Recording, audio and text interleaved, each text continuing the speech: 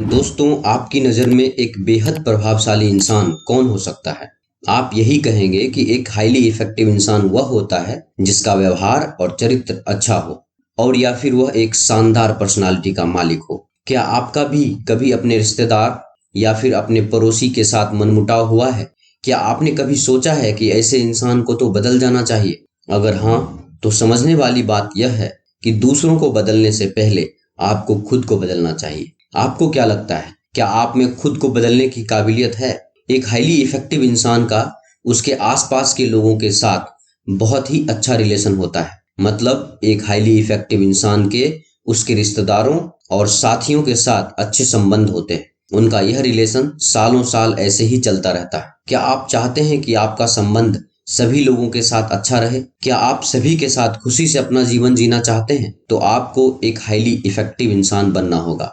लेकिन अब सवाल आता है कि एक हाईली इफ़ेक्टिव इंसान कैसे बना जाए? इसका जवाब भी बहुत आसान है। 7 habits of highly effective people किताब में एक हाईली इफ़ेक्टिव इंसान की 7 ऐसी क्वालिटीज बताई गई है जो अगर किसी इंसान में है, वह एक हाईली इफ़ेक्टिव इंसान है, और अगर किसी में नहीं है तो इन आदतों को अपनाकर वह भी एक हाईली इफ़ेक्टिव इंसान बन सकता है। यही वजह है कि स्टीफन कोवे द्वारा लिखी किताब 7 habits of highly effective people, जिसका हिंदी अनुवाद है अति प्रभावकारी लोगों की 7 आदतें, न्यूयॉर्क टाइम्स की बेस्ट सेलिंग बुक में से एक मानी जाती है। और इस बुक की कॉपीज दुनिया भर में बेची गई है क्योंकि इस किताब में लोगों की जिंदगी बदलने की क्षमता है। यह बुक आपको सिखाती है कि आपको एक हाईली इफ़ेक्टिव इंसान पूरे दिल से बनना चाहिए, क्योंकि अगर आप बस लोगों को दिखावा करने के लिए यह दिखाएंगे कि आप एक हाईली इफ़ेक्टिव इंसान हैं, तो कुछ समय बाद लोगों को यह बात अपने आप पता चल जाएगी कि आपके हर एक्शन के पीछे कोई ना कोई मतलब होता है और आप बस दिखावा कर रहे हैं, जो कि अच्छी बात नहीं है। इसलिए सबसे पहले यह डिसाइड कर लीजिए कि आपको एक हाईली इफ़ेक्टिव इंसान बनना है या फिर नहीं। अगर बनना है तो सबसे पहले आपको अपने अंदर ही बदलाव लाने होंगे। तो चलिए शुरू करते हैं 7 habits of highly effective people book का सारांश। Habit 1, be proactive. प्रोएक्टिव बनिए। प्रोएक्टिव बनने का मतलब क्या है? साइकोलॉजिस्ट विक्टर फ्रैंकल कहते हैं, हमारे आसपास जो भी कुछ होता है हम उसे बदल नहीं सकते, लेकिन हम इस पर कैसे रिस्पॉन्ड करें ये हमारे हाथ में है। प्रोएक्टिव होने का मतलब है कि अपनी लाइफ के लिए खुद जिम्मेदार बनना। आप हर चीज के लिए अपने पेरेंट्स या ग्रैंड पेरेंट्स को नहीं ब्लेम कर सकते। प्रोएक्टिव लोग इस बात को समझते हैं कि वो रिस्पॉन्सिबल हैं। वो अपने आचरण के लिए जेनेटिक्स, परिस्थितियों या परिवेश को दोष नहीं देते हैं। उन्हें पता होता है कि वो अपना व्यवहार खुद चुनते हैं। वहीं दूसरी तरफ जो लोग रिएक्टिव होते हैं, वो ज़्यादातर अपने भौतिक वातावरण से प्रभावित होते हैं। वो अपने बिहेवियर के लिए बाहरी चीज़ों को दोष देते हैं। अगर मौसम अच्छा है तो उन्हें अच्छा लगता है, और अगर नहीं है तो यह उनके एटीट्यूड और परफॉर्मेंस को प्रभावित करता है और वो मौसम को दोष देते हैं।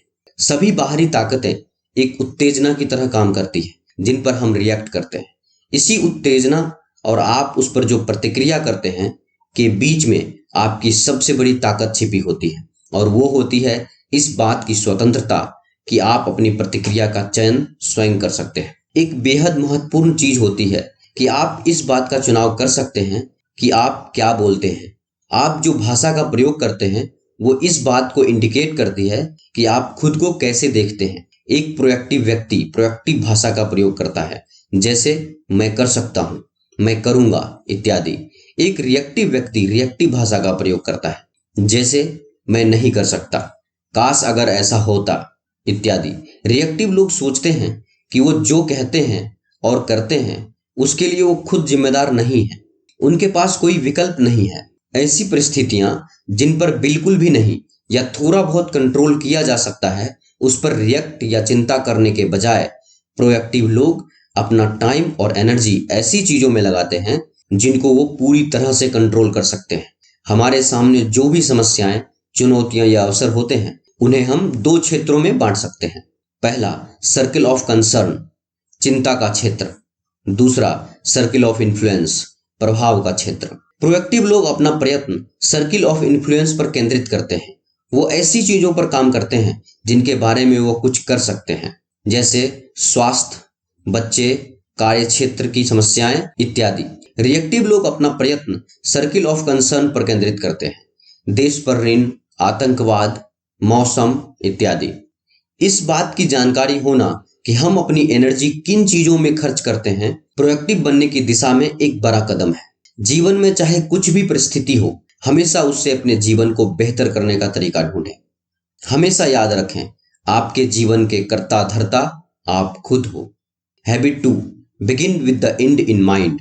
अंत को ध्यान में रखकर शुरुआत करें। दोस्तों, आप बड़े होकर क्या बनना चाहते हैं? शायद यह सवाल थोड़ा अटपटा लगे, लेकिन आप इसके बारे में एक क्षण के लिए सोचिए।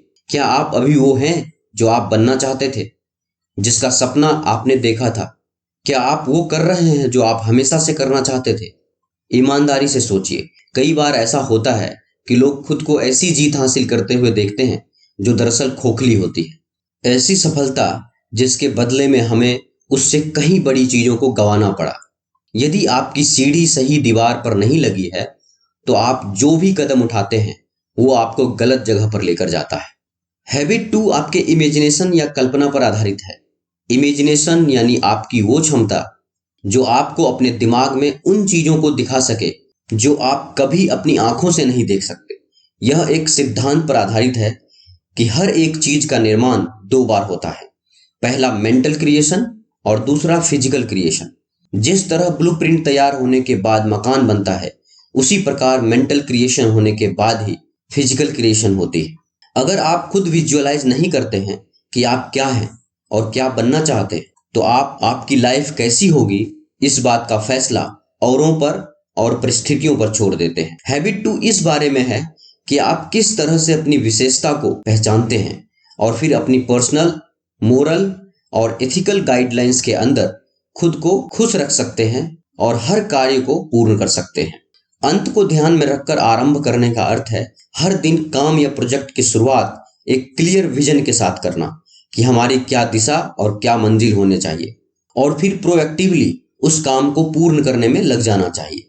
Begin with the and in mind से मतलब है ये जानना कि आपके लिए सबसे वैल्यूएबल क्या है। वो आपके अपने लोग हो सकते हैं या फिर आपके प्रिंसिपल्स जिन पर आपको पूरा यकीन है। अगर आप कुछ ऐसा करते हैं जो आपके प्रिंसिपल से मैच नहीं करता, तो आप एक इनइफेक्टिव इंसान बन रहे हैं। मान लीजिए कि आप एक घर बना रहे हैं, मगर इसके लिए सबसे पहले आपको अपने दिमाग में प्लानिंग करनी पड़ेगी, फिर जाकर आप टूल्स लेंगे। अगर आपके घर में बच्चे हैं, तो आपके घर का हर कोना चाइल्ड फ्रेंडली होना चाहिए। अगर आप कुकिंग का शौक रखते हैं, तो आपको अपनी किचन अपग्रेड रखनी पड़ेगी। तो किसी भी काम को शुरू करने से पहले उसका ब्लूप्रिंट आपके दिमाग में क्लियर होना चाहिए। अगर आपने अपना घर अच्छे से प्लान नहीं किया है, तो इसे प्रॉपरली कंस्ट्रक्ट करना मुश्किल हो जाएगा और लास्ट में आपको इसे रिपेयर कराने में फालतू पैसे भी खर्च करने पड़ेंगे। लाइफ में हर चीज प्लानिंग मांगती है और इसी तरह एंड को माइंड में रखकर चलने की शुरुआत होती है। ये सोचें कि आपको सबसे पहले क्या करना है और ये श्योर कर लें कि वो आपके वैल्यूज के साथ फिट हो सके। क्या आप सबसे पहले ऑनेस्टी को वैल्यू करते हैं या फिर आप रिस्पेक्ट की ज्यादा वैल्यू करते हैं? इसी को ध्यान में रखते हुए अपने दिन की शुरुआत करें। अपने वैल्यूज पर पूरा यकीन रखें ताकि आपकी लाइफ में जो भी चैलेंजेस आए, आप अपने वैल्यूज के हिसाब से उन चैलेंजेस को फेस कर सके। हैबिट 2 को प्रैक्टिस में लाने का सबसे अच्छा तरीका है कि अपना खुद का एक पर्सनल मिशन स्टेटमेंट बनाना।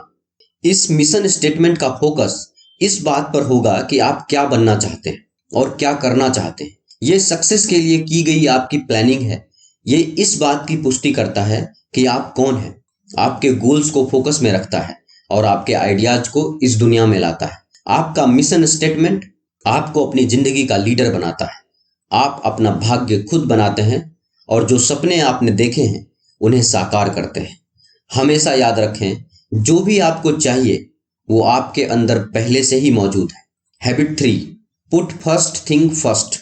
प्राथमिक चीजों को वरीयता दें, या यूं कहें सबसे पहले जरूरी चीजें करें। एक बैलेंस्ड लाइफ जीने के लिए आपको इस बात को समझना होगा कि आप इस जिंदगी में हर एक चीज नहीं कर सकते। खुद को अपनी क्षमता से अधिक कामों में व्यस्त करने की जरूरत नहीं है। जब जरूरी हो तो ना कहने में मत हिचकिचाइए और फिर अपनी इंपॉर्टेंट प्रायोरिटीज पर फोकस कीजिए।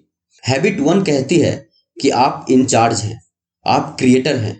प्रोएक्टिव होना आपकी अपनी चॉइस है। हैबिट 2 पहले दिमाग में चीजों को विजुअलाइज करने के बारे में है।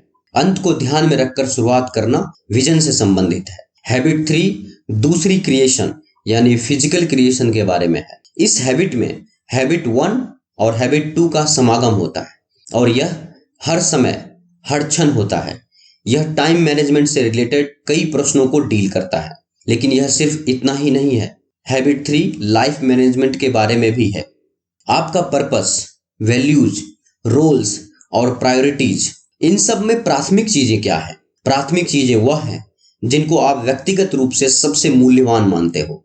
प्राथमिक कार्यों को तरजीह देने का मतलब है कि आप अपना समय, अपनी ऊर्जा हैबिट 2 में अपने द्वारा सेट की गई प्रायोरिटीज पर लगा रहे हैं। सबसे पहले जरूरी कामों को करने का मतलब सिर्फ टाइम मैनेजमेंट से नहीं है, यह सेल्फ मैनेजमेंट भी है। इंसान होने के नाते हम सब सेल्फ अवेयर होते हैं और यही चीज हमें सारी लिविंग थिंग्स में सुपीरियर बनाती है, क्योंकि सिर्फ हम इंसान ही खुद को इवेल्युएट कर सकते हैं और जब हमें लगता है कि हम कुछ गलत कर रहे हैं तो हम उसे चेंज कर सकते हैं।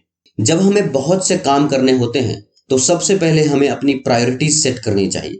कुछ लोग तो प्लानर्स की हेल्प लेते हैं ताकि उन्हें याद रहे। कुछ लोग टू डू लिस्ट बनाते हैं ताकि उन्हें जरूरी काम याद रहे। लेकिन बावजूद इन सब के कई बार हम अपने बेहद जरूरी काम टाइम पर कंप्लीट नहीं कर पाते हैं। जब आपकी प्रायोरिटीज पूरी नहीं हो पाती तो सेल्फ डिसिप्लिन आपकी प्रॉब्लम नहीं है।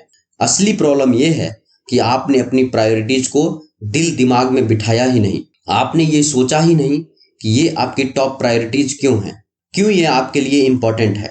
सोचिए जरा इसके बारे में, ये आपको और ज्यादा मोटिवेट करेगा। टाइम मैनेज करना चैलेंज नहीं है, बल्कि खुद को मैनेज करना चैलेंज है। जब आपके पास करने के लिए ढेर सारा काम हो तो उन टास्क को ना बोल दीजिए जो आपकी प्रायोरिटीज का हिस्सा नहीं है।